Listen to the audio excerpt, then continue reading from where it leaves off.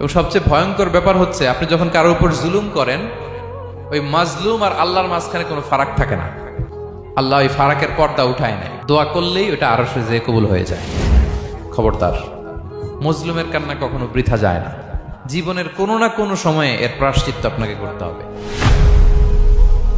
জীবনের কোনো না কোনো সময়ে এর প্রায়শ্চিত্ত করে আপনাকে মরতে হবে। বদদোয়া করছে, ডাইরেক্ট কবুল। খবরদার আমার পেনাঙ্গের ভাইয়েরা, আমরা যেন জালিম না হই।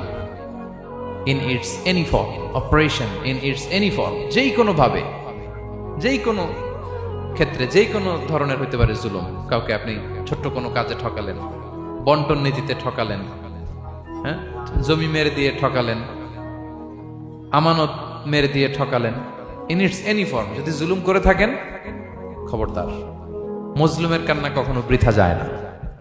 জুলুম শুধু আমাদের জন্যই হারাম না, আল্লাহর জন্য হারাম। আল্লাহ তাআলা বলেন হাদিসে কুদসিতে, ইয়া ইবাদি, হে আমার বান্দারা, ইন্নী হারামতু যুলমা আলা নাফসি, আমি জুলুমকে আমি আল্লাহ নিজের উপরে হারাম করেছি।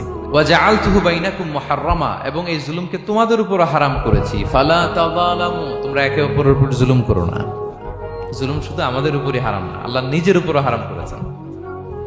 তাহলে জুলুমের সাথে কি মুমিনের কোনো সম্পর্ক থাকতে পারে? পারে না।